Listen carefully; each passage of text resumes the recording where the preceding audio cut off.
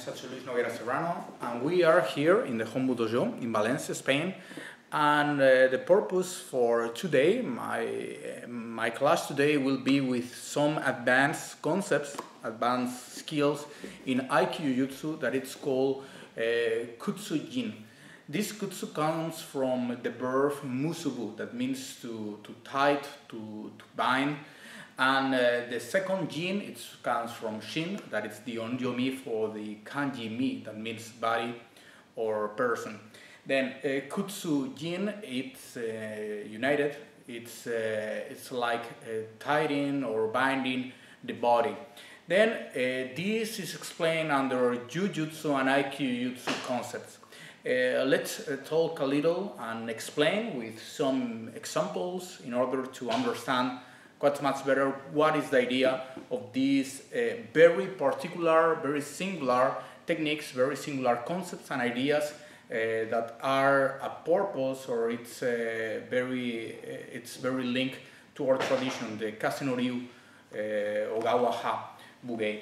Then, first of all, for example, the idea here is to combine these ideas of Kutsujin with some Mutoju concepts that we have explained in other videos.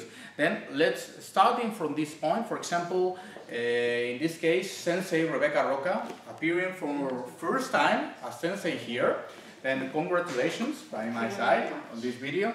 She will be attacking me on Yoko Menuchi Migi Te. For example, from here we will creating an emptiness here, making her to stagnate the hara here.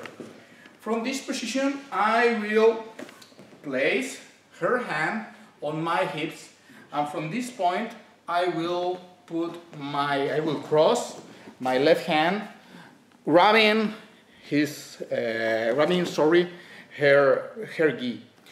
In this point, of course, my pressure will restrain her body on this side, but it's not enough. This is not part of Kutsujin. Kutsujin will appear when we make a longer, a more far technique, making her to stretch. What's the way?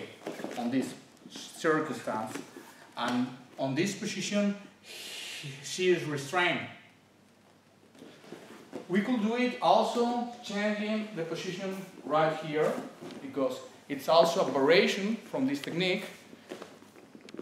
For example, from here, I'm having this control, but as a kind of aesthetics, it's more the more natural circumstance is this, and having this stretch and this angle that is the real control on these techniques. This is called, as I have explained, Kutsujin.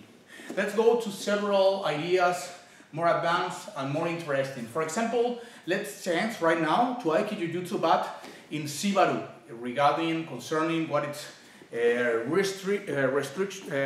restrictive techniques in the ground. Then please, for example, let's go to the ground, face up.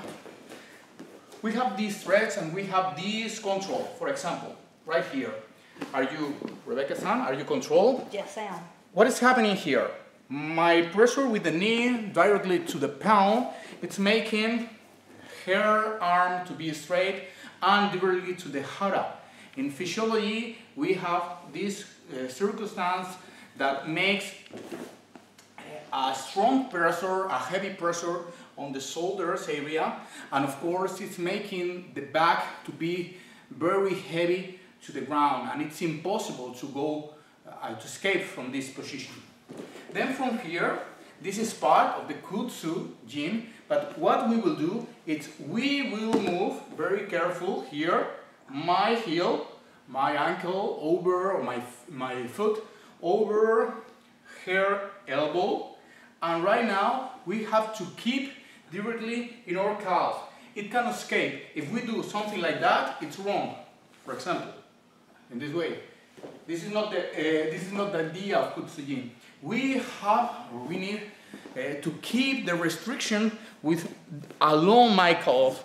Then, stepping over, we keep and we have the restrictive technique here on my foot, and this is very strong. We have to be careful because, of course, if we apply a strong movement, a strong pressure with my hara, will make her will be so painful and could cause serious damage.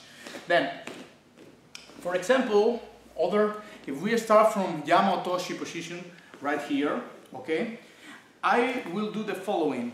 If we apply on this way, of course, she will go up with the waist and will turn at the side escaping.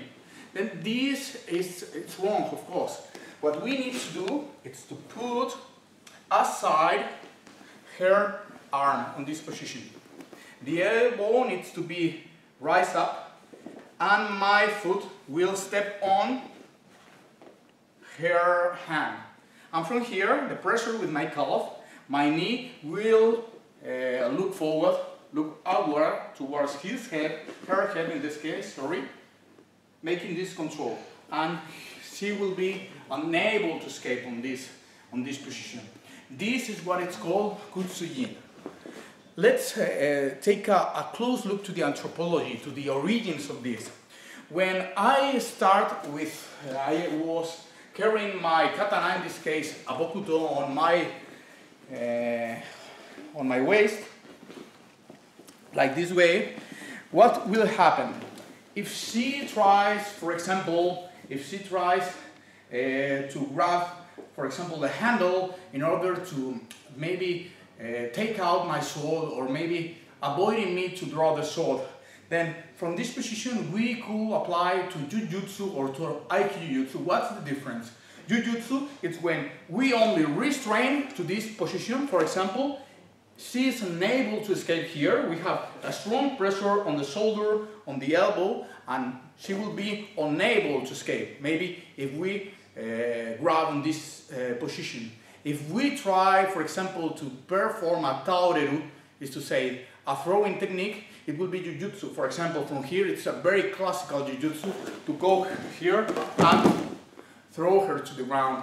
But of course, or maybe remaining on this position, it's very typical of jujutsu here. What we will do is only to turn to make a liberate on my arms here and break, of course, the joints, especially elbow, maybe shoulder, and possibly also the wrist. This is the idea of jujutsu. Aikijutsu is when this is applied not by an arm liberate, but the changing, moving of my hara.